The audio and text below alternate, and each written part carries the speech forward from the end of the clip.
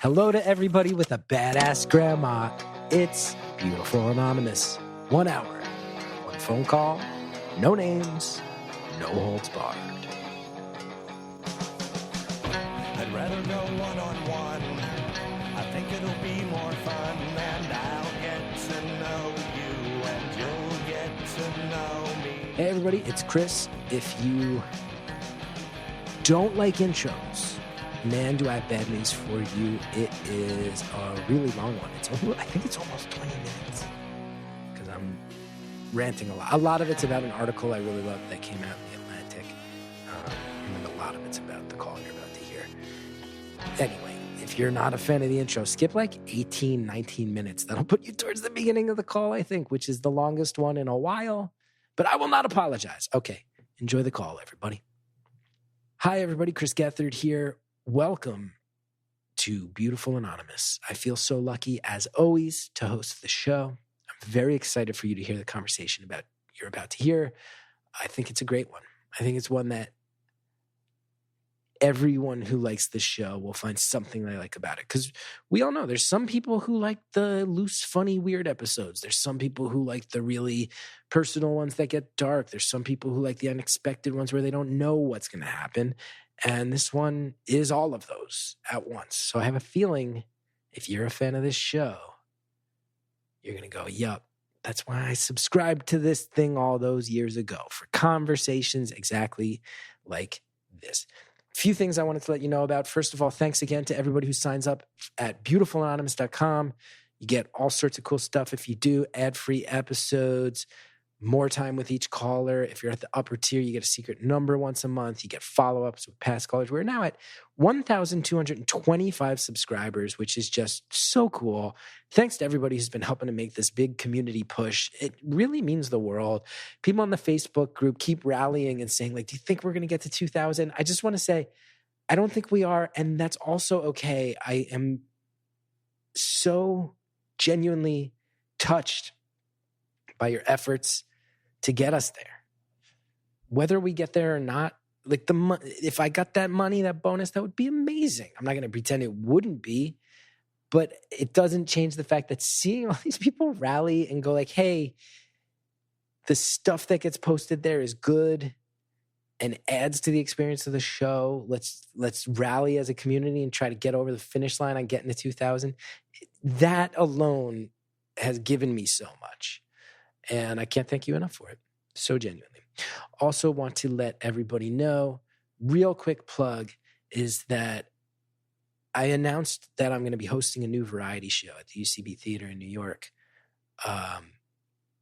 Something really strange is going on. I don't know exactly what. I have not been selling tons of tickets in recent times on the road. And all of a sudden I announced that I was hosting this variety show again. And sold out the January show almost immediately. The February show sold out in real early January. The tickets for March are on sale now. Those are all obviously live tickets for New Yorkers, but there's also streaming tickets available. If you go to punchup.live/Chris Gethard, the link is there. And all I've advertised it as is, hey, I just want to do a live show that's about the live experience in the room. We're going to have bands, music, comedians, bunch of artists coming together, not trying to harvest material for social media platforms, not trying to get into these crowd work bits that give people a dopamine kick online lately, just trying to put on an old school, let's surprise you with some comedians. Let's have some veterans trying experimental stuff. Let's have some new, younger comedians coming out and getting in the ring in a stage alongside those veterans in a way that helps everybody. And let's have some bands play some songs so that we can all celebrate art together and just like sit back, relax. Nobody's going to film you and try to get in a fight with you and throw it up on TikTok. And that idea feels apparently very innovative and fresh and refreshing to people, which is a little depressing because that's just, let's try to have a badass comedy show. But that's what I'm trying to do. And if you want to buy a streaming ticket, if you're outside of New York, or if you didn't get tickets to that first one, it's on January 29th. It's only $10. I'm trying to my whole goal with this show is like, can I have people watch this show either in person or streaming and go, I can't believe how much entertainment I just got for $10. So again, punchup.live/Chris Gethard if you want to know more about that show hosted by Chris Gethard, which is the new thing I'm putting together that is strangely going well. in a way that my live efforts have not gone in recent years. So thanks to everybody who's been supporting it. Also wanted to let everybody know, and this is very NPR of me, but I know a lot of you found the show through This American Life when they featured us many years ago. There's an article that came out in The Atlantic. It just came out. It's called The Antisocial Century. It's by Derek Thompson. I think it's a very brilliant article. I think everyone will be healthier for reading this article. I think it will help define some of the choices you make for yourself, especially those of us with families. I think it will help you think about how you're kind of structuring your family life, your kids' lives.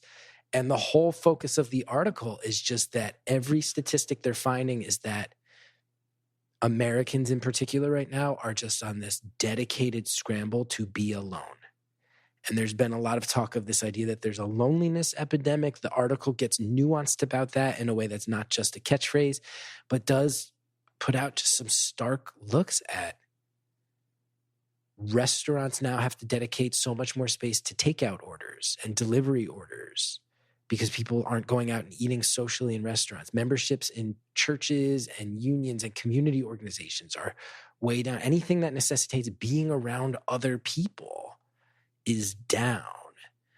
And that the way you see this showing up in people's lives as far as the age at which they're getting married, if they're getting married at all, is shifting so quickly in a way that is at the very least fascinating and probably concerning. And the article is really well written. I think there's some aspects of it that are so jaw-dropping, and I think everybody would be well served to read The Antisocial Century by Derek Thompson, which just came out in The Atlantic, because I think it's brilliant. And I know that with Laughing Together, so much of what we talk about shows up in this article, so much of us trying to create in-person. I couldn't believe it. The article talks about the need for kids to play, that as we get more isolated, our kids are around each other less and kids are playing less. But this article lays out brilliantly that part of why humans as a species have this really extended adolescence, that 90% of your brain is developed by the time you're 5 or 6 years old, but you don't get to that 100% until you're in your mid-20s. And that's this really very specific to humans long growth period where you are not fully mature and developed until you're in your mid-20s, when you're almost there by the time you're 5 or 6. That's unique to humans. And there's a lot of theories that evolution gave us that because kids need so much time to socialize and play, that's the last piece of the puzzle with your brain development, that you learn how to connect with other humans via play, and that you get to college. And this is sort of for a lot of us in America, the first time that you get to dip your toe into making adult decisions, but that it's not full adulthood yet. You're still in a bit of a facsimile of total responsibility until your adulthood. That's given to us by evolution, and that we're now getting so antisocial that it's concerning, that it's not totally fitting with the way our brains and bodies are built in an evolutionary sense. It talks a lot about how young men, and I think this will ring true with so many people, that there's so many men right now that aren't seeing other humans but are spending a lot of time working out relentlessly and crafting perfect bodies and going in cold plunges and putting it on the internet as part of videos, but that they're always alone, that there's this effort towards self-improvement and physical perfection, but complete disconnection from socializing with others in the process. And that frankly, the article doesn't say it this blunt, but I'm not that smart. I'm not as smart as Derek Thompson, who wrote this article. When you read it, though, you go, yeah, that's weird. It is weird right now that a lot of men are like, I want to have perfect abs, but I'm also completely uninterested in engaging with other humans in person. That's a weird combo. We're at a weird point. And that sociologists will look back at this phase of life as something really specific and unique and maybe strange. It's a fascinating article. I wanted to make sure I let you all know about it. Anyway, also, before I move on, I mentioned Laughing Together, how it ties in so much with what we've been doing at that, which is the nonprofit that I've been working on to try to bring comedy to schools to help kids with socialization. Part of why I bring it up here is because I think for our community, going back almost 9 years, we're coming up on our 9th year as a show. And I sit here and I go, I said it so many times. When the show first exploded, when the popularity was at its height, when there were hundreds of thousands of people listening to every episode, I would get interviewed and people would go, it's such a unique and innovative idea.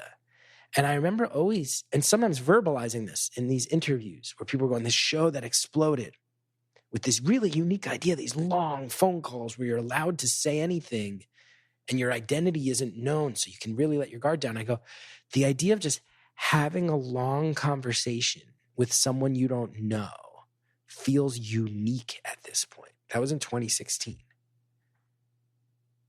And we pick up the phone even less to call our friends now. Things are even more text-based. Interactions are meant to be quick and impersonal, more than they've ever been. Even going back 8 or 9 years, it's even more severe. But we as a community surrounding this show were people who I think felt that years ago of, oh, we are disconnecting as people, and this show is offering a chance to reconnect in a way that's unpredictable and surprising and very, very human at its core.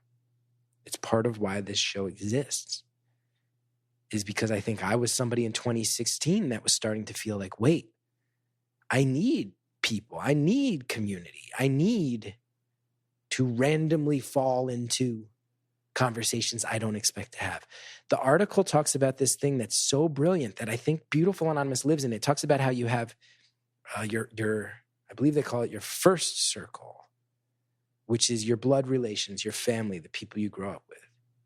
You have your third circle, which is the tribal side of being a human. The article is so brilliant. Go read it. It's so much smarter than what I'm saying here.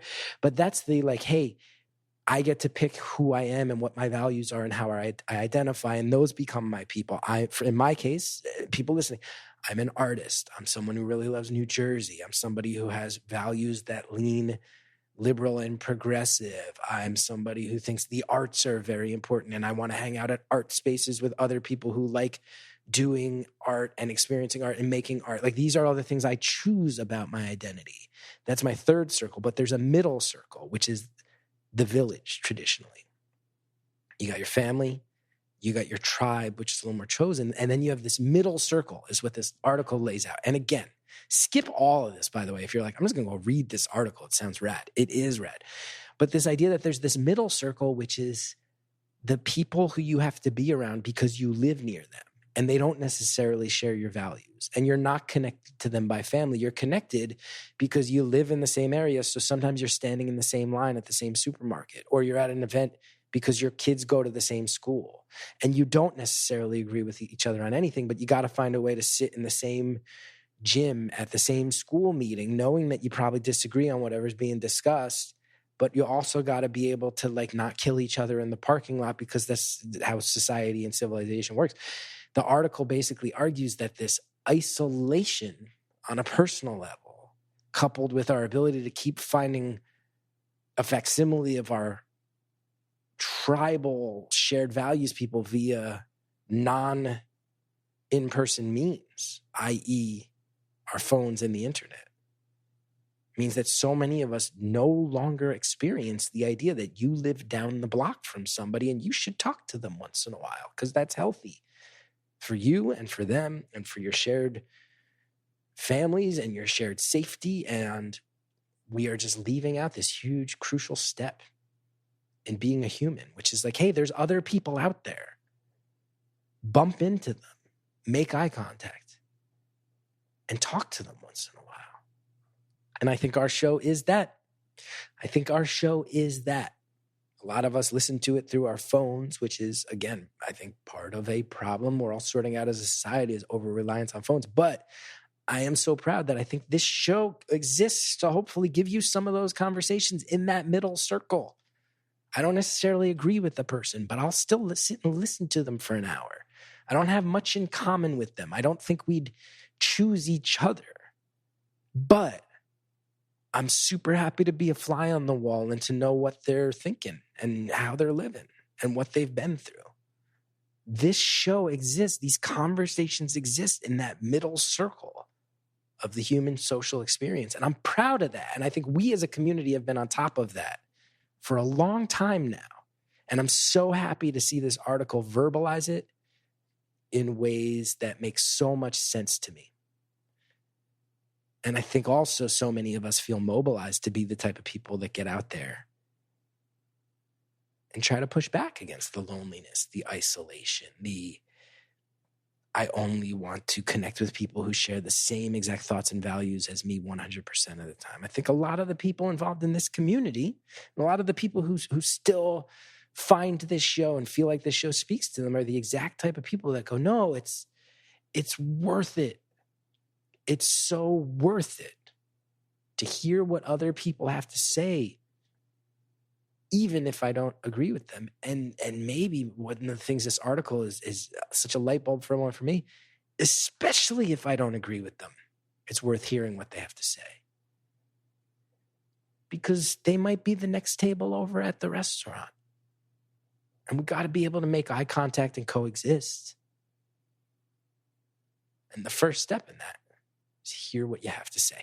Anyway, I'll get off the high horse. This has been a long intro. We all know I've been loving the long intros since we went independent, even though everything about podcasting says keep your intro short. What can I say? I need to connect with you guys as a community. Have to. It's part of it. This week's episode is really great. I love it. It has a very flashy log line. Our caller has unexpectedly received a pretty massive chunk of change by her standards, and I think by a lot of our standards, a life-changing amount of money, an amount of money that would afford most of us, at the minimum, a level of breathing room and a freedom of choice that you don't often have in life fall out of the sky. It's cool. Here's what it's like to just get tens of thousands of dollars that you never saw coming. But then we also go down these roads where we get deeply philosophical about aspects of family and aspects of behavior and aspects of addiction and your mental health and how things would be different for this caller if she got this money even a few years prior to getting it. And I'll say, I think she and I just also connect. I think she and I are people who do share a lot of opinions and experience and values, not in a political sense, but in a life experience sense. And there's a stretch of it that gets really heady and philosophical in a way I didn't see coming. I don't think she saw coming. And I'm proud that we can go in both directions. It's a good call. Got my gears turning. Made me feel happy to know that there's people out there navigating life and some of the difficult aspects of life, getting on the other side of it. There's also some stuff that might be divisive for our particular fan base, where she and I both talk about getting older and talking about trauma and how to not hang on to it as a defining aspect of your personality and your choices in life. In a way that she says, this might piss some of the listeners of this particular show off, and she's right. But I think there's also a lot of truth in there. And I think there's a lot of reality in there. And a lot of good intentions in what she's saying and why she's bringing it up. I think you'll all have so many thoughts on this one. I look forward to reading them over on the Facebook group. Thanks again for subscribing. And go read that article in The Atlantic. It's really good. And I think it actually ties into this call in some ways that are kind of weird, that I read this article just last night, and then this call happened. Probably affected some of my choices in the call as I'm saying it out loud, but also it's in the air. And I think this show is something really special. And I'm really, really aware of that. Thanks so much for allowing it to happen, everybody. Thank you for calling Beautiful Anonymous. A beeping noise will indicate when you are on the show with the host. Hello? Hey, how's it going? It's pretty good. How are you? Pretty good. It's my day off, so I'm just like rotting on the couch, drinking a coffee. That's nice. That's nice. Yeah. I've been recording lately at the volunteer firehouse. Because it's generally quieter than my house, where I now have both a kid and a dog. Yet another reason I'm not a fan of dogs. They're very disruptive to my work. And I got here and it was chagrined to see that there is literal jackhammering happening directly underneath me. So if you hear the faint echoes of jackhammers, apologize. I apologize, everybody. Yeah, dogs. I love dogs, but they are so unbelievably disruptive and quite annoying, and you can't control them in any way. Thank you. Thanks so much. I'm glad to hear there's some other people on my side coming out of the woodwork. Yeah, and it's kind of funny because for like probably a year and a half or 2 years, I was a dog sitter and a dog like walker. And I started that gig thinking like, I love dogs so much. This is going to be amazing. And now I don't even want to look at a dog most days. Like it kind of ruined everything for me. I bet. You flew too close to the sun on that. Yeah, exactly. Well, it's really nice to have you. I'm like way more of a cat person. Yes, thank you. And people get mad. What's wrong with being a cat person? What's so wrong with it, everybody? Everybody gets mad. It's kind of funny. Like I have never really felt like my mom like understands who I am as a person, which I'm sure most of us feel.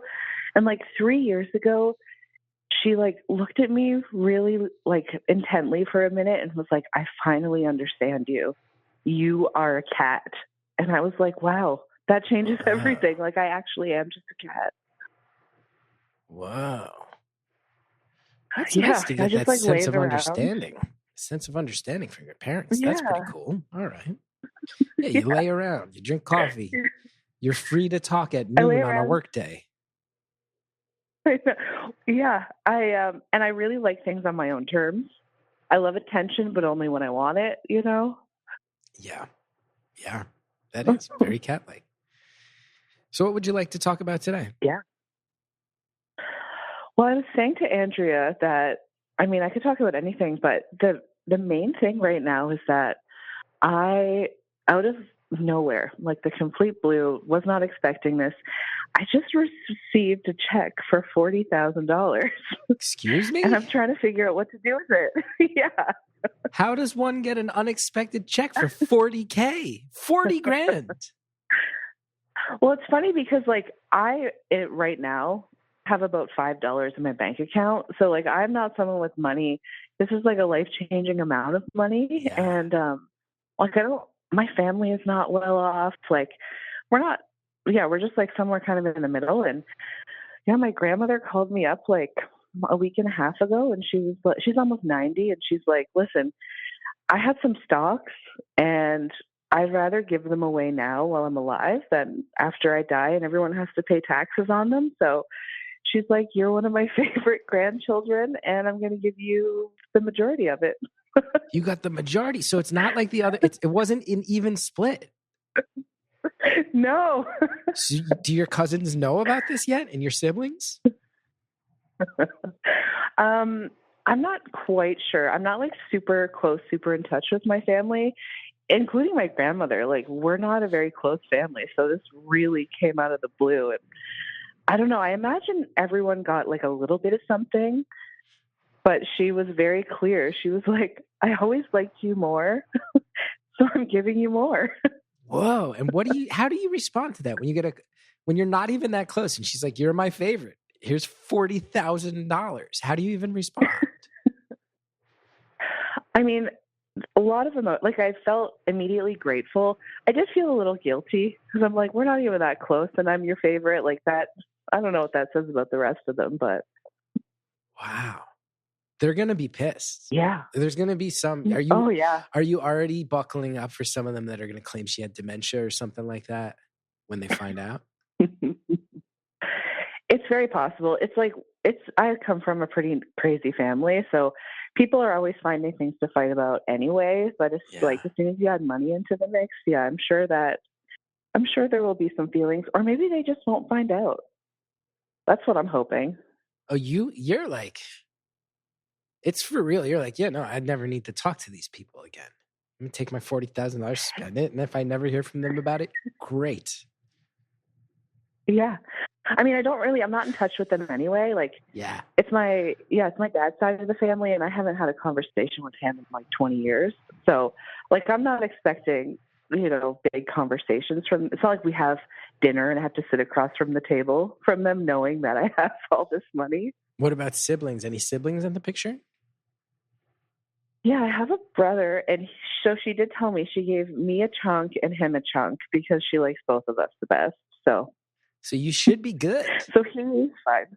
Yeah. Now, what's her relationship with your dad? Because you said you haven't spoken to him in 20 years, but it sounds like he's still alive. Sounds like she's skipping him. Yeah, they're still, I think, pretty close. My dad has like 2 siblings as well, and I think they're all pretty close with her in some way. And I imagine like she's taking care of her kids before any of the grandkids, but I have no idea. I tried to ask as few questions as possible because I didn't want to lose that opportunity to get $40,000. Like, talk her out of it in some way. Well, thanks, Grandma. Thank you, Grandma. That's amazing. And congrats to you. Time. It's like the lottery. Now I just need to spend it. What's the plan? What's the plan on how to? You've described it as a life-changing amount of money. So what are the ways you think it could change your life? Well, I'm 35, so I'm not getting any younger. I don't have like savings or like a retirement plan. Like, I have kind of no financial security. So I think the smart thing to do, and probably what I'll do with at least like a huge chunk of it, is like, I don't know, put it somewhere. Like, I don't know anything about money. Like, put it in investments, or like, I need to ask for help. Like, I think I need some kind of like financial advisor. Do you know what your grandma did to make this money? That's the crazy thing. She didn't really work. So again, I have no idea. She's a very interesting woman, and I don't know how to say this in any other way, but she's like a kleptomaniac. So I really have no idea where this money came from and how it exists, because as far as I know, she never really worked. So you say kleptomaniac, what? Like, if she comes over somebody's house, there might be like a piece of jewelry missing. It like she's an actual kleptomaniac. She steals? Literally, yes, literally.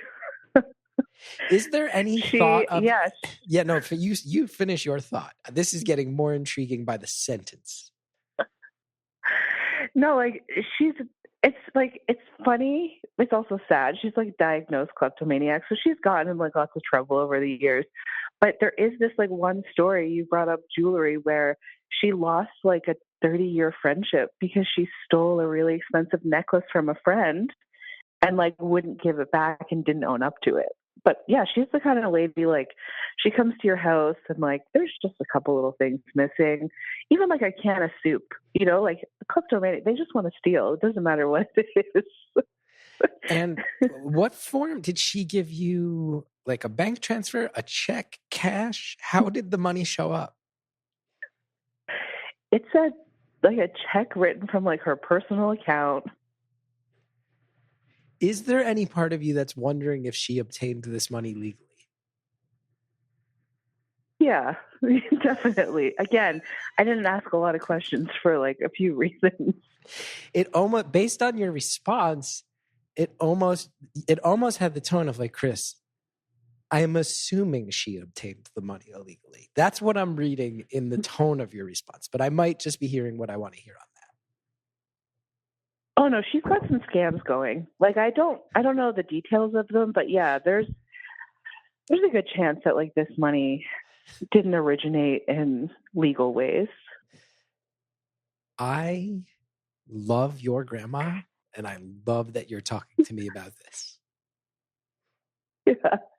Yeah, she's a fascinating lady. She's almost 90, and yeah, I like obviously have been spending a little more time with her, and just like, yeah, hearing some of her stories and just like getting a chance to get to know her a little bit better, because like, you know, you grow up and you like know your grandmother's like kind of crazy. She has a bit of a stealing problem. Like, you know, I don't really spend that much time with her.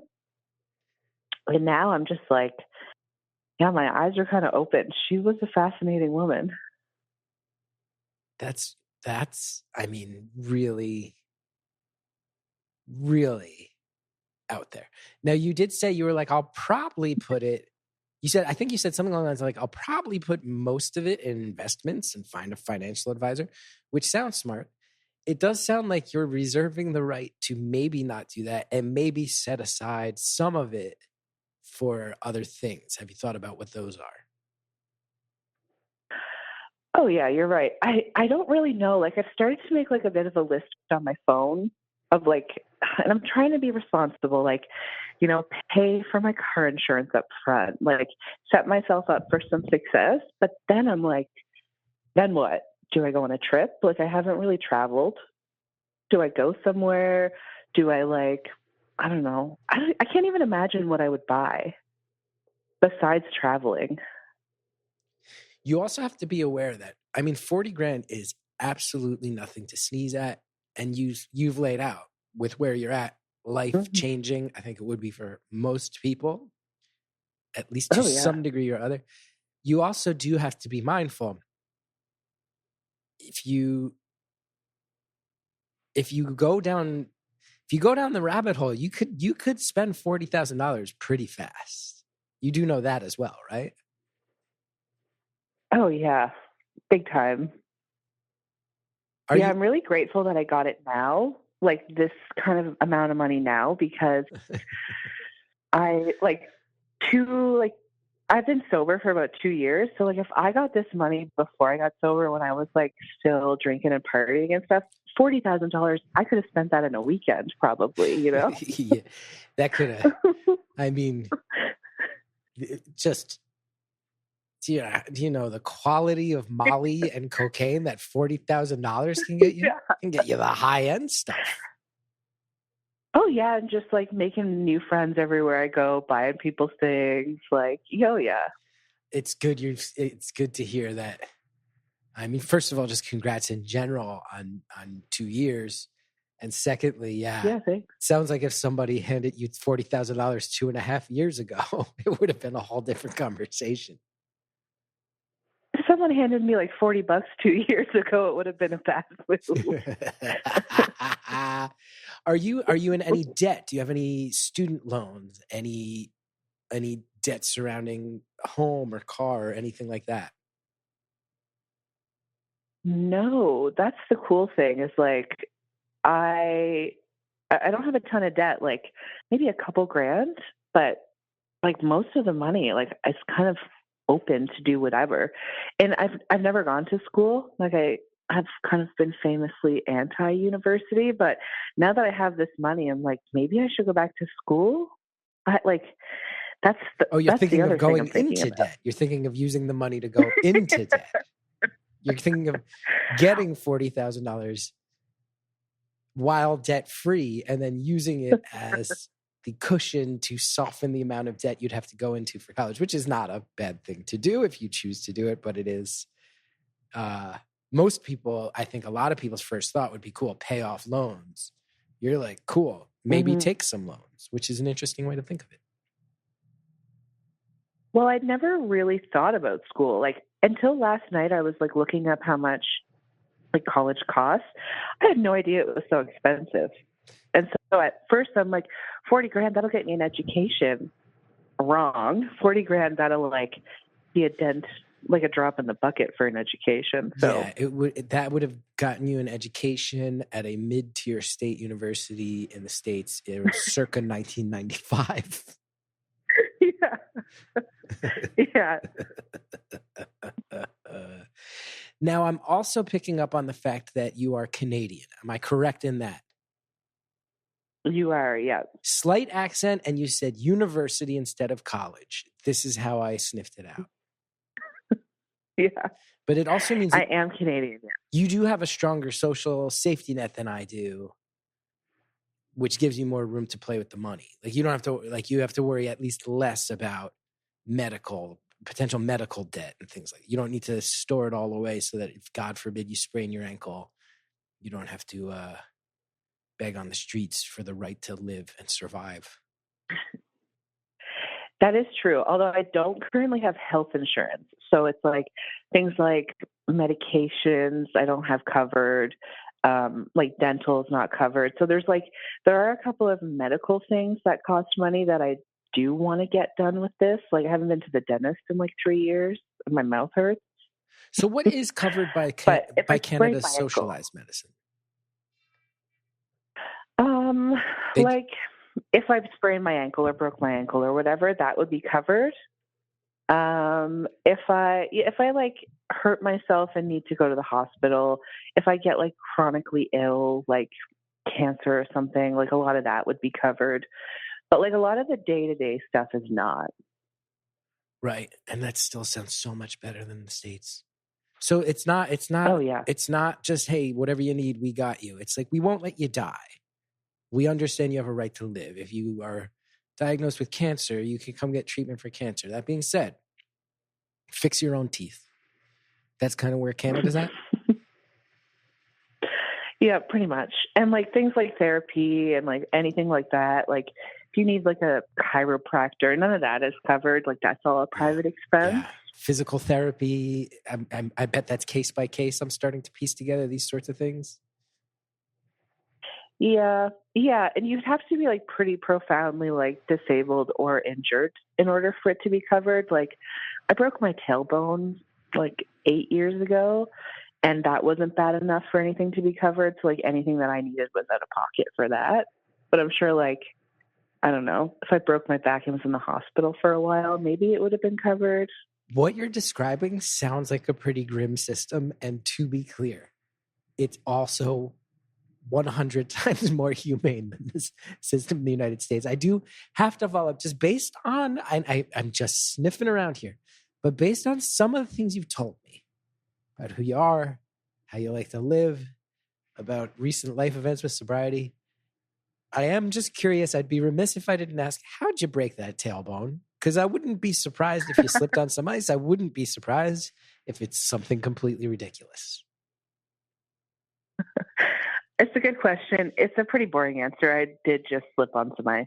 I mean, I was drunk when I slipped on the ice, but it was just like an icy sidewalk situation. Which happens when you're up north. This is a thing. Icy sidewalks. I've said it. Mm-hmm. If I've said it once, I've said it a million times. When you are in Canada, icy sidewalks are much more of a factor. Yeah, big time. I remember once it was my very first weekend where a comedy club asked me to headline the whole weekend. And it was at the great Acme in Minneapolis. Acme Comedy Club is one of the best comedy clubs in the country. Hands down, I love that place. And I remember I was in a hotel about a block away, and it was in the dead of winter. And Minneapolis is pretty far north by my standards. And I'm from the northern half of the States. I'm used to cold winters. But I remember walking from the hotel to the club. I was like, oh, there's 2-inch thick ice on everything is covered in thick ice. Everywhere I go, I have to give myself extra time to navigate this entire weekend. So there's a little story about me. Didn't really yield much. Didn't give us much. We could edit it out. It's true though. You have to factor in like the ice when you're going places, like the snow on the roads. Like you definitely have to consider it for sure. Yeah. What do you do if for my job? Oh no. I do want to know that, but just first, before we move on to that, I do want to say, like your grandma, she's getting up there in age. She has given you this life-changing windfall that you appreciate very sincerely. You're thinking about how to allocate these funds to give yourself a little fun in your life, maybe a little travel, but also maybe a little bit of a breathing room, a safety net. This is great. Let's say your grandma is alive a few more years, passes away in her 90s, and someone from the Canadian government knocks on the door and goes, so, hey, as you may know, your grandma was a lifelong thief, And it seems that she may have passed $40,000 onto you that was obtained fraudulently, and we need to discuss it. Like, what do you do if you get that knock on the door someday? I mean, what can you do? Like, 0% of me would be surprised. I mean, in a couple of years, if that knock comes, I mean, the 40 grand is going to be long gone. So I'm not sure what they're going to expect from me. So you do have the subtle instinct of like, spend this shit now before any questions are asked. Yeah. Oh, yeah. Do you have any, would you say that you've inherited any of your grandma's fraudulent side or scam artist side? Would you say that that's part of what she sees in you? I don't know if that's what she sees in me. I will say, without getting into like too many details, yeah, I would say that I've inherited some of her traits. Oh man, you just said so much while saying so little. Yeah, I'm trying. There's a part of me that just really wants the listeners to like me, and I'm not sure how much people will like me if I'm honest about being a thief. Let's pause there. That could mean so many things. Will you still like this caller when you find out about her thieving ways? We'll hear more about that when we get back. When the new year hits, it's a chance to do so many things, right? Think about where you're at. Think about where you want to go. Think about ways you want to reimagine yourself. And maybe one of the simplest ways you can do that is reimagine your closet. I have been so thrilled with everything I get from Quince. You guys have heard me talk about Quince, and it is no joke. I have had such positive experiences with their site. I believe in the way they do things, and just on a very basic level, it's not a joke. Everything I wear that I get from Quince, I get compliments. I get more compliments than I get from any other thing in my closet. It's not a joke. It's just a fact. I think everybody needs to start with Quince's Mongolian cashmere sweaters. And you might be going, whoa, what are you, made out of money? They keep the prices low. They start off around $60, which for a cashmere sweater, that's no joke. And I'll tell you, I own 2 of these sweaters, and every time I wear them, Hallie flirts with me a little more, and people say nice things. It's cool. There's no better workout motivation than some new active wear. Quince has performance tees and tech shorts. They're perfect for any movement. However you choose to refresh yourself this year, all Quince pieces are priced 50 to 80% less than similar brands. They partner directly with top factories. That cuts out the cost of the middleman. Those savings get passed on to you. And one of my favorite things about Quince, one of the things that makes me shout to the hilltops about Quince, is they only work with factories that use safe, ethical, and responsible manufacturing practices, which I think is just so cool to just make a commitment towards that and make sure that's one of the things that you make face forward about your company, so people know that they're spending their money at a place that's doing things the right way.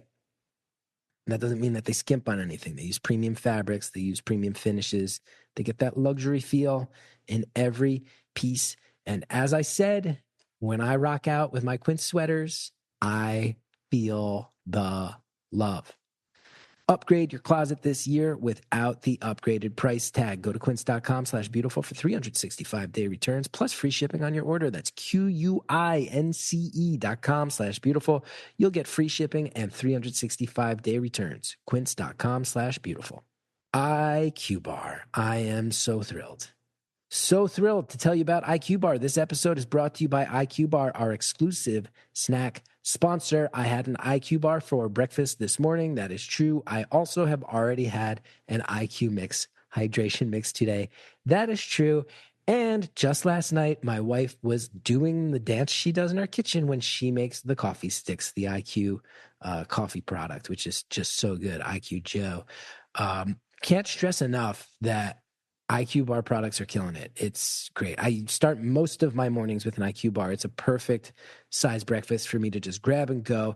I'm usually trying to get a 5-year-old out the door. I'm trying to get him fed, his lunch packed, his snack packed, make sure his homework is getting done, make sure that he's wearing enough layers, make sure that he's got his socks on, avoiding meltdowns. I don't always have time to take care of myself. So to be able to just grab an IQ Bar and to know it tastes good, it's healthy, It fills me up, but it doesn't have that quality of a lot of grab and go things where you're just starting the day with a bunch of junk in your system.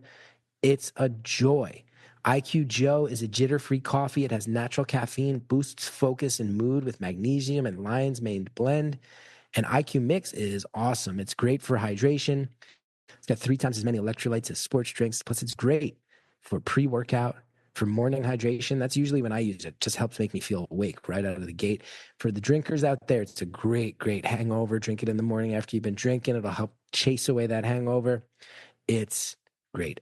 All the products that IQ Bar is making are just well made. They do what they say they're going to do. And I love that they're focused in on these lanes that they're just crushing. It's awesome.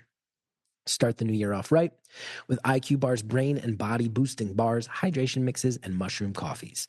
Their ultimate sampler pack includes all 3. And right now, IQ Bar is offering our podcast listeners an exclusive deal, 20% off all IQ Bar products, plus you get free shipping. Get that ultimate sampler pack. It's a great way to try all IQ Bar products and flavors. You get 7 IQ Bars, 4 IQ Mix sticks, and 4 IQ Joe sticks. All IQ Bar products are entirely free from gluten, dairy, soy, GMOs, and artificial sweeteners. It snacks smarter with IQ Bar. You get more fiber, less sugar and carbs than the alternatives. The flavors are great. As usual, I had a mint chocolate chip IQ Bar this morning. That is my favorite.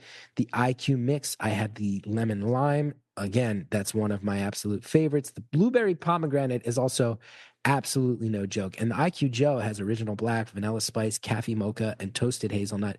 And everyone knows I do not bring up my wife in ads unless it's totally legit.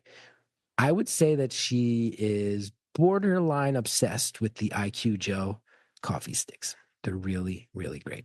And right now, IQ Bar is offering our special podcast listeners 20% off all IQ Bar products, plus get free shipping. To get your 20% off, just text BEAUTIFUL to 64,000. Text BEAUTIFUL to 64000. That's BEAUTIFUL to 64,000. Message and data rates may apply. See terms for details. Thanks to all of our advertisers. Now let's get back to the phone call.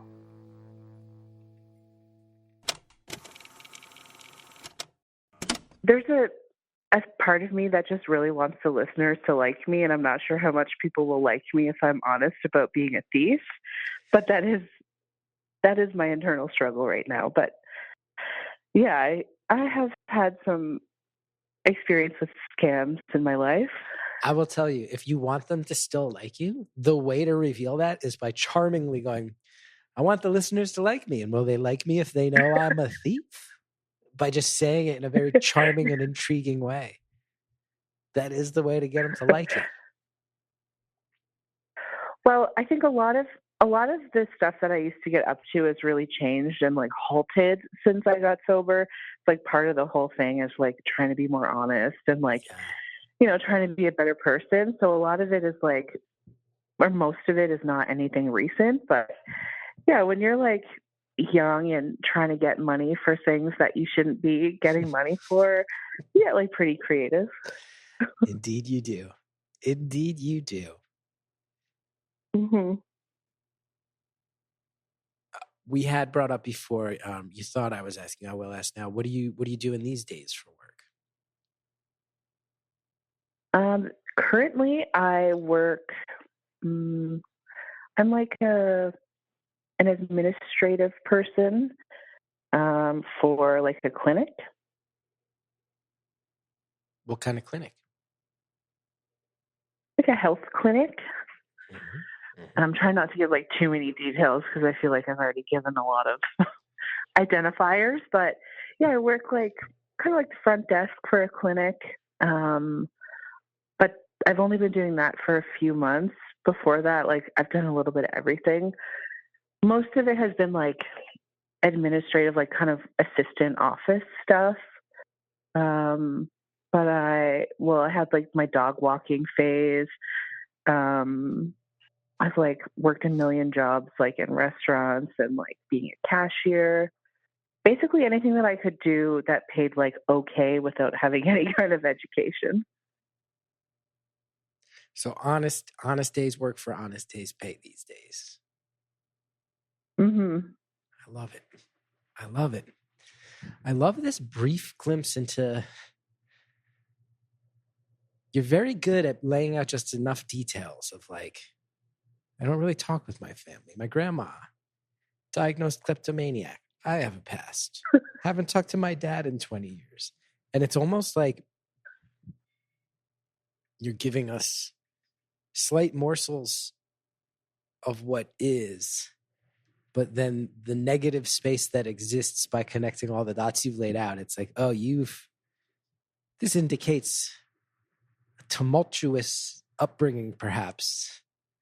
And you're really masterful at leaving the blank space there for us to get the general sense of things. Yeah. I think like part of it is, I mean, I'm like 35 now, so I've like had a lot of time to just like digest what is and like kind of accept it. But oh man, I've been in therapy long term for like at least a decade. So a lot of it's just like facts now. It's not even so much like, this is something that happened to me or like, this is the way it is. It's just like, oh yeah, that's just my life. And there's not like a disconnect from it, I would say, but just an acceptance of like, yeah, this is it. And it's just, I don't know, like I've done the being sad about things. I've like done the like, yeah, I guess just the being sad about it. And now I'm just in a place where I kind of appreciate it for what it is. And a lot of it's just really funny. Like, I'd rather laugh about it than be sad. I think that's a healthy place to get to. And I also want to underline for anybody listening, hearing you say like, no, you gave yourself the time to be sad about it. You gave yourself the time for therapy. And at this point, what can you do but laugh? I've had some strange things come up in the past year. And, I haven't talked about it on the show. I won't go into details, but there's been some intense stretches. And I was talking to Barb about it, my shrink, who I've been with for 17 years. And she put it so simply, too, where she was like, look, bad things do happen. You got to sort them out. But like if something happens 30 years ago or 40 years ago, there is some element at which you get to just also say like, are you going to let something that happened 30 or 40 years ago affect the happiness of this great life you've got right now? Like some of that is just you committing to not letting it do that. And it sounds in some ways maybe dismissive. And I'm not sure if that's textbook psychology in action, but I will say the simplicity of it to just kind of go like, well, all right, talk about all this stuff. But you also you're also allowed to ask the question, so what? And you're also allowed to answer that honestly. And it is so freeing to get to a point of like, yeah, there's a lot of things to sort out. I'm also just going to laugh about them. I'm also just going to roll my eyes at them. I'm going to think about moving forward while not dishonoring the past or ignoring it or underselling its impact or anything that was unfair about it. But also, I am going to be forward thinking. There's something really powerful and simple about that. Oh yeah, totally. That's something I think about too, of like, things obviously stick with you, and I understand like the long-term impacts of like trauma and different experiences. And like sometimes we have, diagnosed things that we can't just like shake off or decide not to let impact us. But I don't know, for me, a lot of the stuff that I've been through, it's like I can hold on to it for my whole life and continue to let it make me miserable. Or I can like try my best to like accept it for what it is, feel whatever feelings are around it, and like move on in some way. Cause it's not really serving me to like hold on to the pain and the misery, like for long term. Like it just keeps me stuck. And I've had stretches of time where I'm just like really stuck. Things are really dark, and like, I just choose not to do that anymore. And not in a like dismissive way. I mean, like I am diagnosed like, I don't know, up the wazoo with a bunch of things. So like, I do understand that like some stuff you can't just let go, but a lot of the shit you can just let go. I'm really with you, and I'm glad we're talking about it, because it is this fine line. It's this nuanced thing of it's not what you see on the internet, right? Sometimes you see people, and again, anything that happens on the internet, I'm very wary of things that get boiled down to these conversations with a total lack of nuance. You will often see people, the cliche would be people of the baby boomer generation going like, why are young people all so obsessed with talking about their pain and their trauma? Just like suck it up. And it's like, well, that's not healthy. That's a bad attitude. And I know a lot of baby boomers who went through horrific things and felt like they weren't allowed to talk about them. And then you see the results of that, and you see the self-destructive behaviors or cycles that keep unfolding because we don't talk about it. That's not healthy. But there is something to be said for, one of the things you've pointed out to me is that you're 35. I'm 44. And I will say, one of the things that is nice about getting older, there's a lot of aspects of getting older that are depressing, right? Your body has more aches and pains. Your diet catches up with you quicker. You can't, right? Like there's things that used to be fun. Your energy levels go down. Like all those things are real bummers. You're not as cool as you used to be. You can't stay up all night. At some point, a lot of us, you and I both, it's like, I got to get sober because this is not sustainable. Like I can't bounce back in the morning after I party the way I used to. It's affecting my life, my relationships. Mm-hmm. But one of the nice things about getting older is that I do think that it's not uncommon. I've had this experience, you've had it, and I know a lot of my friends have had it, where you sit there and you go like, okay, like when I was younger, there were things that when I thought about them, they filled me with panic. There were thoughts about the world. There were thoughts about experiences I had. There were thoughts about maybe things that were traumatic to me. And just the thought popping into my head could give me a panic attack. I could be in the shower having a lovely day and just thinking about something, and all of a sudden I'm like leaning against the wall, like, God damn it, that's the way the world is. That's the way my life is. But I do think for a lot of us, and I don't know if it's brain chemistry or life experience or some combination thereof, but you start to get older and go like, I'm in control of it. I'm not saying any of it was okay. I'm not saying it wasn't real. I'm not saying that the effect it had on me when I was younger is not valid. Totally is. But that doesn't have to be the effect forever. And I get to kind of boss my trauma around instead of my trauma bossing me around. And some of that is probably just life experience. And some of that is probably some level of brain chemistry that I'm not smart enough to have read up on. Mm-hmm.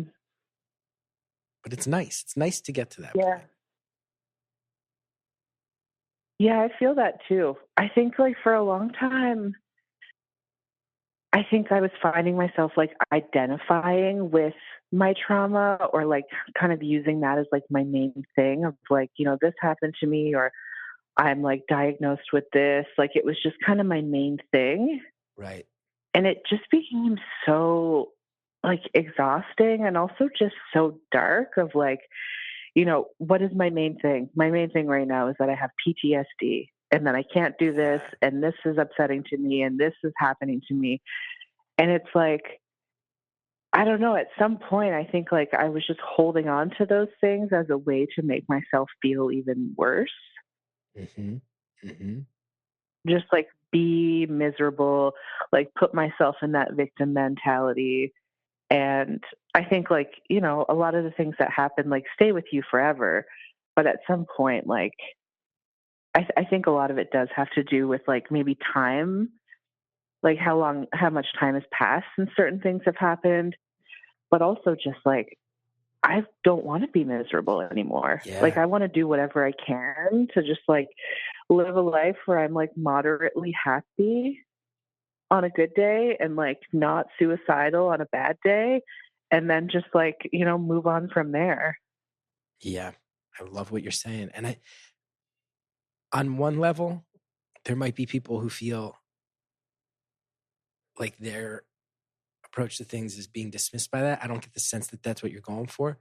But on another level, I hope it gives those same people a lot of hope of like, when you're in the thick of sorting stuff out, especially if it's stuff that you've been suppressing or avoiding or just not ready to deal with, you will go, and I'm not trying to speak for you. Tell me if this sounds right to you or wrong to you, because I think you and I are thinking in similar ways lately of like, yeah, you're going to go through some stretches where it really feels like you're slogging through the muck to come to grips with all these things about yourself and your life experience. But when you get on the other side of it, it is possible to let that stuff be the back burner instead of the forefront. And I think I'm with you. Like, I did the same thing for years.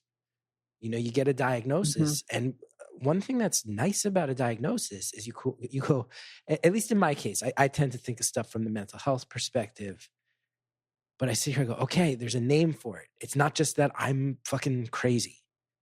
There's a name for that. Oh, I can Google that. I can find out more about it. I can read up on stuff and go, oh, that feels so true for me. That part feels like it's on target. That part doesn't feel like it's true to my life experience. Oh, cool. I'm learning about it. It can connect you with other people, right? All of a sudden you get other people where you go, oh, you have that same diagnosis or a diagnosis that's related to it. And we can kind of connect with each. It gives you a sense of community in some sense, but it also becomes a real forward-facing part of your identity, and it can become the lens at which you look through the world. And I do think one of the really healthy things about dealing with your shit and really trying to pull up your sleeves and get your hands dirty and put in the work on some self-improvement in a way that's not buzzy and not guru-ish, but just real, like, how am I going to face the world and be who I am and deal with my shit, is that at some point, one of the scariest things is to go like, well, what if the lens that I'm looking at the world through isn't defined by a label, a diagnosis, a viewpoint that I'm trying to build to sort out all this stuff or be in control of stuff? What if I actually just decide to like see how I view the world if I let my guard down and let all that stuff go and just kind of like take a deep breath? It's actually terrifying. It's actually terrifying. But when you get there, it's extraordinarily freeing. Yeah.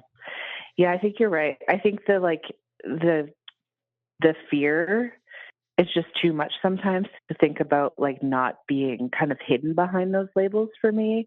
That's like something that really stopped me. But it's funny having this conversation with you now. Like 5 or 6 years ago, if I would have heard someone have this conversation, I would have been like, just shut up. Like, there's no way that I can just not feel this way. Yeah. There's no way that I'm going to, come on to the other side of it. Like, I really felt like I was not going to get through that. And it's like, I don't know. I don't want to say miracle, but in some ways it feels like a miracle that I feel so much different today than I did like all those years ago. So like, I do recognize that. And I'm sure some people will listen to this and be like, oh, whatever. Like, I can't just let it go. I can't just move on. And that's not what I think is possible and not what I'm saying. But there is some level of like, for me, I just had to decide, like, I have to do whatever I can. And maybe that's like, I don't know, not like forgetting about some of this stuff because it never goes away, but just like trying not to have it at the forefront of my mind and like let it cloud or impact every decision I make. I love it. And I don't get the sense that you're trying to condescend or give anybody else a how-to guide. I'm not trying to do those things either. And I get what you're saying. Like, there are people who are going to there are people who are going to listen to this now and be like, well, you can't just move on from your shit.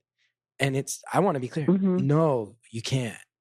You can't, but you can work really hard. And if you work hard enough, you might get to that point where you wake up one day and go like, I think I don't know exactly when it happened, but I think I'm getting progressively just better at living my life in my own skin. And I wonder if you would agree with this, is one of the things that happens when you're very intensely in that process of sorting out your shit and you're getting those labels that help you make sense of stuff and you're slotting them in as pieces of your identity.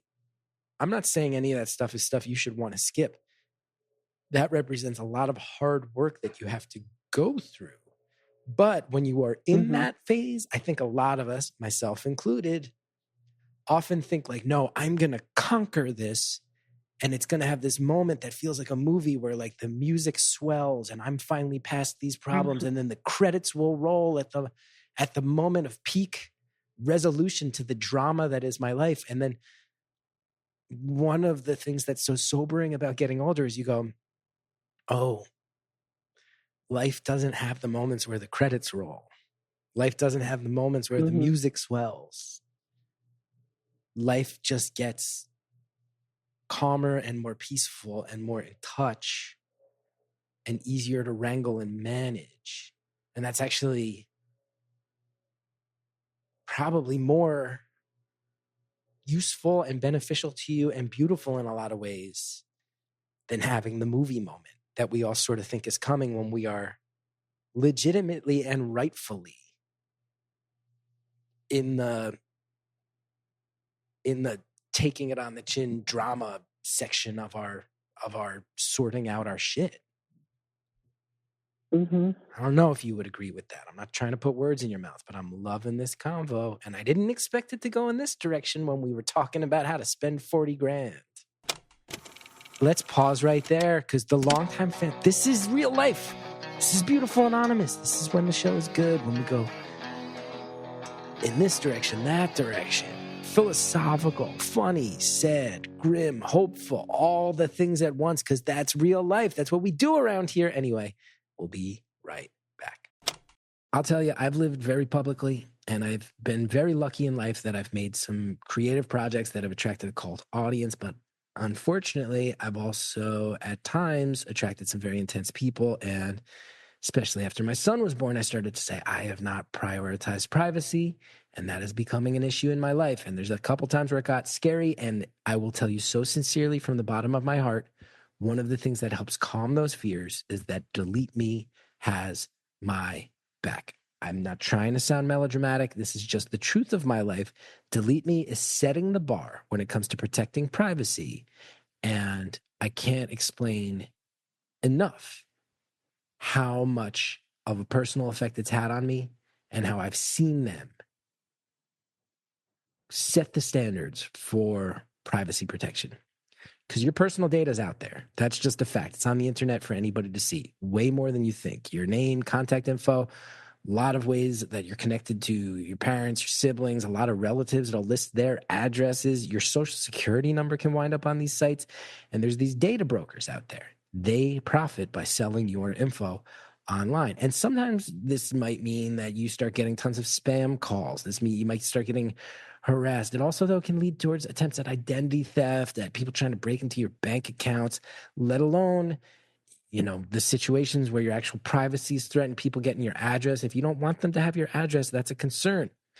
It's really scary. It's really wild, and Delete Me is out there to help. You don't want that data hanging out on the internet. It can have actual consequences in your life. This is why I personally recommend Delete Me. I will tell you there are other services that claim they can do this. I used them. Delete Me came in and found dozens of sites that they had missed. Delete Me instantly showed me that they are, as I said, setting the bar with privacy protection. Delete Me is a subscription service that removes your personal info from hundreds of data brokers. You can sign up. You can provide Delete Me with exactly what information you want deleted. Their experts will get to work from there. Delete Me sends you regular personalized privacy reports showing what info they found, where they found it, what they removed. That is always eye-opening. I love those privacy reports. Allows me to check in and make sure that my family continues to be safe. And I'll tell you, they will also show you which sites have tried to add your info back in, and they go back in and delete it again because it's not just a one-time service. Delete Me is always working for you, constantly monitoring and removing the personal information you don't want on the internet. To put it simply, Delete Me does all the hard work of wiping you and your family's personal info off of those data broker websites. Take control of your data and keep your private life private by signing up for Delete Me, now at a special discount for our listeners. Today, get 20% off your Delete Me plan when you go to joindeleteme.com/beautiful and use the promo code beautiful at checkout. The only way to get 20% off is go to joindeleteme.com/beautiful. Enter code beautiful at checkout. That's joindeleteme.com/beautiful. Code is beautiful. Thanks again to all the advertisers who allow this show to happen. Now let's finish off the phone call. I don't know if you would agree with that. I'm not trying to put words in your mouth, but I'm loving this convo. And I didn't expect it to go in this direction when we were talking about how to spend 40 grand. Yeah, I totally agree. It's kind of like the inch by inch, like kind of little tiny changes that kind of happen over time, which is like maybe less like validating because of course, like when you're really in it, you want to just wake up one morning and be like, I'm cured. I'm happy. Yeah. I don't want to die. The sun is shining. Like I'm standing on the top of like cloud nine, like all of these things. But in my experience, it was like small things started to change over time. And then one day I woke up and I actually had this really cool experience when I was like, I don't know, maybe like 7 or 8 months sober. I woke up and like my history, I have like struggled with like suicidal ideation my whole life. You know, like it's been part of my thing and it's like an everyday thing, whether it's like intense or not. It's just something I thought about my whole life. And I woke up like, I don't know, like 7 months sober. And I've had this thought of like, I can't remember the last time I was suicidal. Like it's been a couple of months. Yeah. And to just like not even quite realize that was happening until I woke up and was like, oh man, this has been happening for a while. Like if I look back the last few months, like things have been slowly changing and now I just feel different. I'm with you. I love that. And I think not for everybody, everybody's got different experiences, but I think a lot of people, what you find is you go like, oh, you don't get to conquer this idea that you have these relentless suicidal thoughts. You just go, oh, it's been 4 days since I've had one. Mm-hmm. Whoa. And then a few months later you go, it's been like 5 weeks since I've thought about, or like, you know, let's get very real. I don't want to be too grim and I don't want to be dismissive of this topic that is actually super serious. But you sit here, you go, I wonder if you had this one of like, oh, like my suicidal thoughts sound like I'm joking more than I'm serious now. Like even when I have them now, they don't feel as real.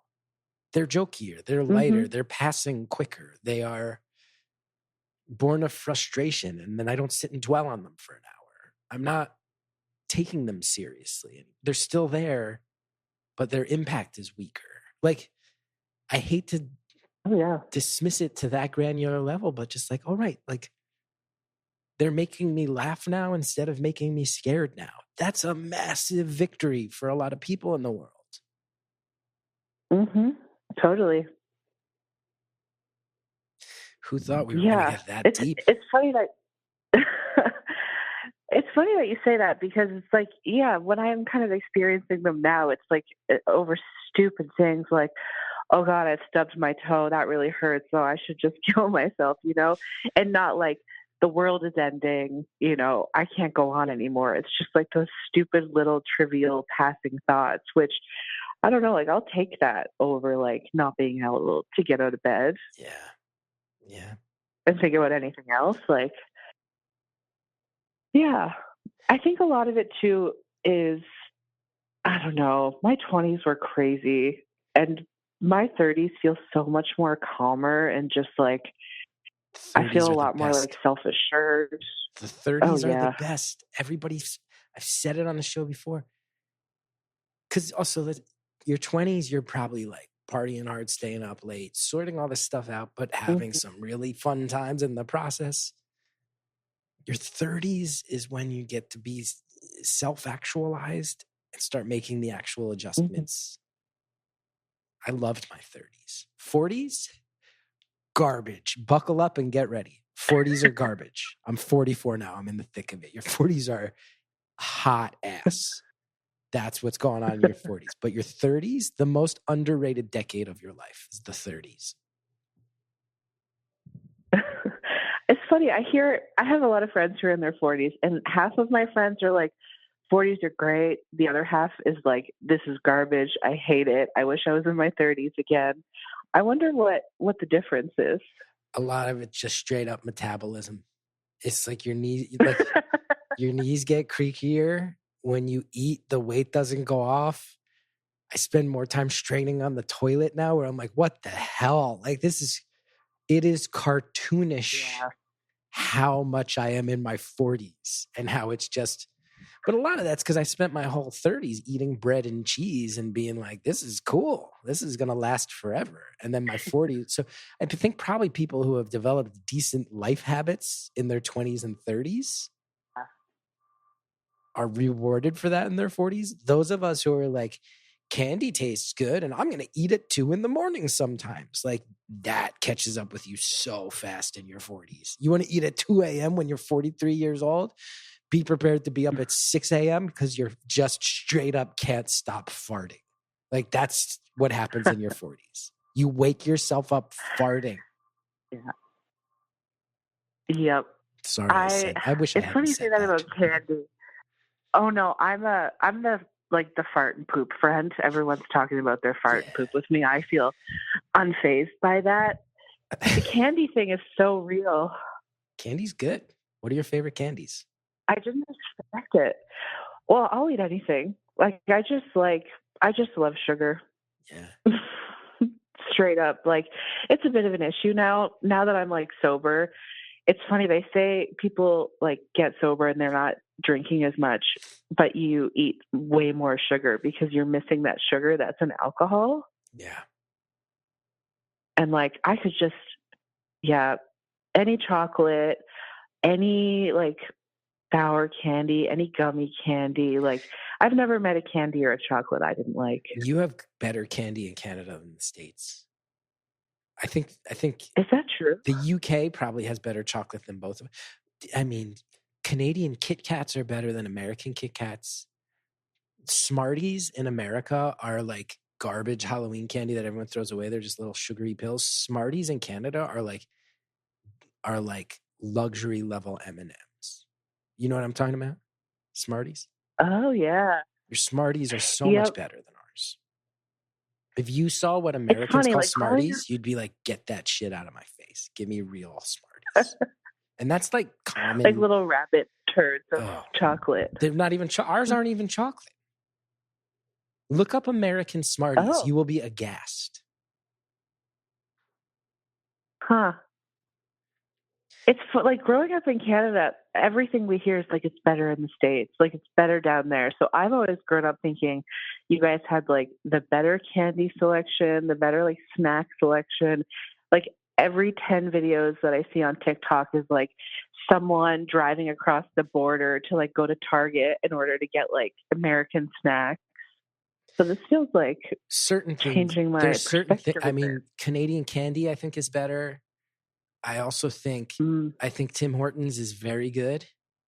Americans might get mad, but Tim Hortons versus Dunkin', I think Hortons might win that battle. And A&W root beer stands. Ours have gone really downhill in my lifetime, and you guys have a real affinity for A&W in a way that I eat at A&Ws in Canada, and I never eat at them in the States. They're hard to find down here now. They're not very common where I am. We have a few, but yeah, the root beer is really serious. It's really good. Yeah. I love all the twists and turns this conversation went in. I want to bring it back. Do you, well, here's the thing.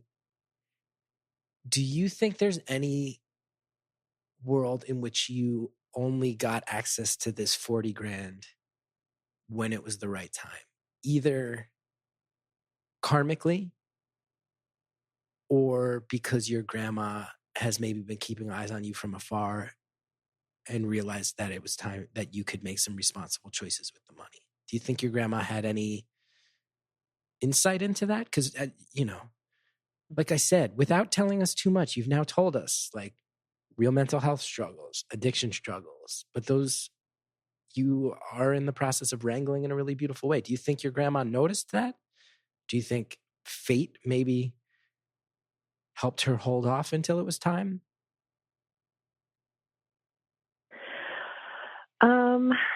Good question. I do think that it came for me at the right time, whether or not it was based on like her kind of keeping an eye on me. Like I don't know what I believe, but I believe in like some kind of universal something of like I don't necessarily believe in what's the word? Um what is it? Coincidences. Yeah, I don't really believe in coincidences. Like I really do think that this happened when it was supposed to happen. I think maybe part of it is my grandmother like keeping an eye on me, but we really haven't been in touch for many years, and so there's not really a way for her to have known really what's going on with me. I think it's the universe is just like, okay, you can be trusted now. We know you're not going to blow it. You might do something responsible with it. Now seems like a good time. I think that's so cool. And I think that's Hmm. enough money that you can make a handful of choices that might really help for a long time to come. And I'm glad you get that chance. Not everybody gets that, and I'm glad you get that. Oh yeah, I feel extremely lucky. Like this is the kind of thing that, I would like wish for because I have been pretty broke my whole life. I've been living on my own since I was like 17, still in high school, working a bunch of jobs, trying to pay rent. Like, I have really struggled and really hustled over the years. And I've just thought, like, man, if I just got like a big chunk of money, my life could be changed forever. And now that it's actually happened, I'm like, first of all, most people don't get this opportunity. And secondly, I'm like, I don't want to waste this. Like, I've been thinking about this for so long. And the like crazy thing that actually happened. Like, I don't want to fuck it up. That's cool. That's cool to hear. Hmm. That's really cool to hear. Because that is like, that's enough money to start a safety net. That's enough money, like you said, to maybe talk to a financial advisor and go, this is a big adjustment in my life. What would you do to try to make this last longer? You know, Hmm. that's, I don't know exactly. I don't know if there's differences in real estate in Canada versus the States, but I'm like, oh, that's enough that you set it aside. That might be the down payment on property someday. Like there's a few, like you said, is it time to maybe think about education? Could this help me get a head start on that and avoid the massive mountains of debt if I want to go there? Like there's a few different directions you could take that Hmm. amount of money in that could lead to some really great momentum. And it sounds like you've spent your whole life just getting things solidified enough to embrace that momentum. It's really exciting to hear that you get that chance. Yeah. I think that's why I'm partially thinking about the school thing is because I'm like, I don't foresee a world in which I can have like a lot of financial security doing the kind of jobs that I'm doing now. I'm not really working in fields where like I'm going to be making more than like, 35 grand a year, which as like a single person, I live alone. Like that's not a whole lot. In fact, it's like not a lot at all. And so I'm like, if I go back to school, maybe I could like get a career that in 5 or 6 years actually gives me like a good living where I can have, some kind of a pension or like retirement. Like Right, right. I could have health insurance. Like I'm trying to think of like the future as well, not just like in the moment of like, yeah, let's blow a bunch of money, go on vacation, see the world. Like there's things that I could do right now that would feel really good, but I think somehow setting myself up for the future would feel even better, even though it wouldn't be as exciting in the moment. I think that's, I think that's, you know, that is the way that a 35 and a 44-year-old talk about stuff where I'm like, that sounds so cool. If you called me 10 years ago, I'd be like, what are you talking about? Go to Paris. Go to Japan. Let's see what happens. And I think you probably you wouldn't have even had to ask, it sounds like. It would have been like, what can we do? But it is one Oh of those yeah. sobering things about getting older of like, oh, can I translate this into a step in a direction that gets me a job with a pension? You said, there you go. Mhm. That is the grown-up move, and also sadly the move that I think is becoming more and more rare these days, and that we're not. I think people our age didn't think as hard about these things because it was just kind of assumed that you would get there because those were what jobs were, and they've moved the goalposts on how that game works. So glad to hear it. Glad to hear it. Oh yeah.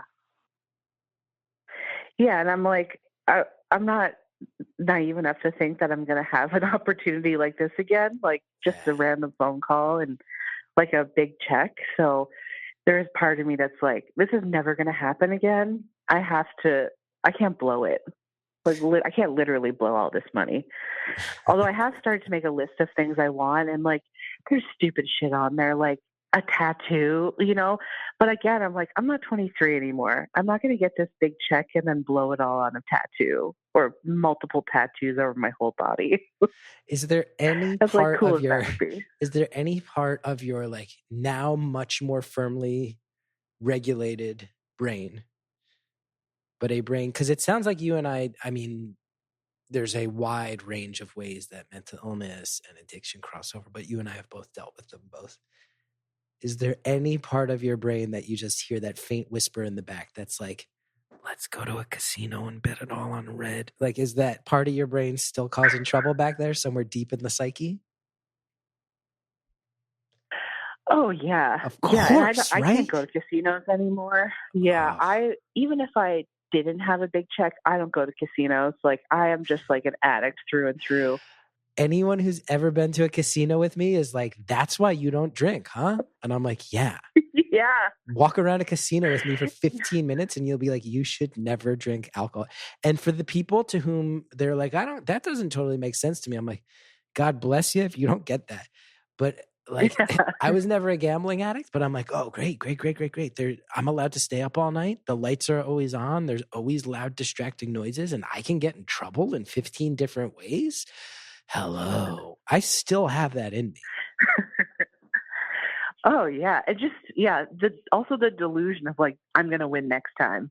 Oh, this is it. I'm going to make everything back that I've gotten. Yeah, right. I haven't lost big in a casino, but I don't know, like 5 or 6 years ago, I had this phase playing this game on my phone. Oh boy. That cost money. And it wasn't like a gambling game. I wasn't like playing poker. It was literally, I was playing this version of Tetris called Tetris Blitz. And like you had to pay real dollars to get like special moves in the game. And one winter, I spent like $3,000 playing Tetris. You and I are such similar people. Do you know, I just recently re-downloaded Pokemon Go and found myself spending money on Pokeballs to catch Pokemon. And I was like, I'm a 44-year-old man with a son and a mortgage. I'm a child. How much did I just spent $7 on Pokeballs? That's $7 too much. 10 years ago, I would have spent who knows how much money on Pokeballs. I know myself. Mm-hmm. I would have been one of those people that's like, oh boy. I guess I just won't have electricity this month, and then I'll cool it with the Pokeballs. And then next month I won't have Pokeballs, but I'll have light again. It was never quite that bad for me. I'm exaggerating, but not as much as you think. Oh yeah, that's extremely relatable to me. And I think my brain too, it's like, you don't do drugs, you don't drink anymore. What's a little game? You know, you have to have one thing left. The world can't take away all your vices. Yeah. And to me, the one I struggle with now is like, well, I don't drink, I don't do drugs anymore. I might as well eat all the cheese on the cheese plate at the party where the cheese plate is meant to feed 60 people. And I'm eating, I'm like, give me all the cheese. Like, that's the same part of my brain. Same part of my brain. Yeah, I got sober and I started smoking cigarettes. I didn't smoke cigarettes before. Now I smoke like a pack a day because of that same little part in my brain of like, I'm not really into cheese, but it's cigarettes now. Yeah, that's a dangerous one. I can't tell you. I hope it came across like I'm really happy for you having this money really happy to hear from somebody with whom, no two people's paths are the same. And it sounds like your path had some really difficult parts. Respect the fact that you've not wanted to get super specific, but I'm like, I also just get the sense we are similar in some life experience and some humor about it. And it's really been so joyous to talk to you. Yeah, this has been really fun. If you are down, I'd love for you to stay on. And for the people who subscribe at beautifulanonymous.com, they get more time with you as we answer a bunch of random questions submitted by people all over the world. Yeah, let's do it.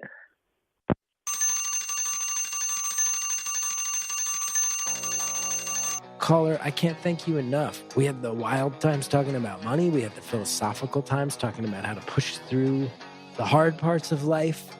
We laughed along the way. I sincerely felt like you and I would be good pals if we came across each other in another context.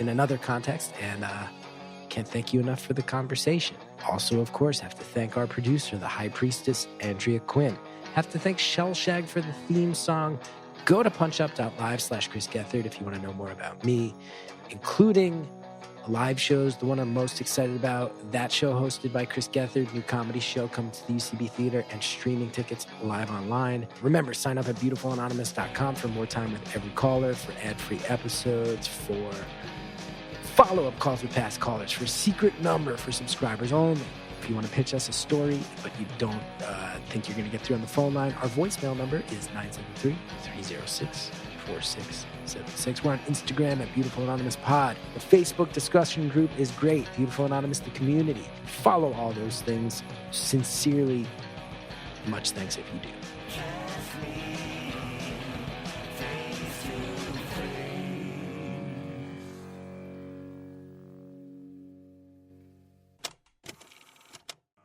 This week on Beautiful Anonymous Plus, here's some of what you'll get from the 5 questions.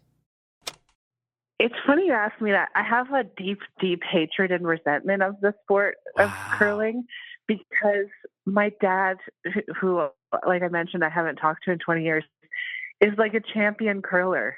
His life is curling. And so I have just hated that sport and thought it was just like, it's like math on ice. It's just nerds doing math on ice with a rock. That's the whole thing. I mean, if I even assumed maybe your fractured relationship with your dad somehow relates to Canada's obsession with curling, it would be actually so offensive and juvenile to make that as a joke. And yet we've learned that it's actually the complete truth. Like, oh, your dad's not present in your life. Why? You're Canadian? Is he curling all the time? That would be a extremely hacky joke to make. And yet it is the actual reality of your harsh Canadian upbringing.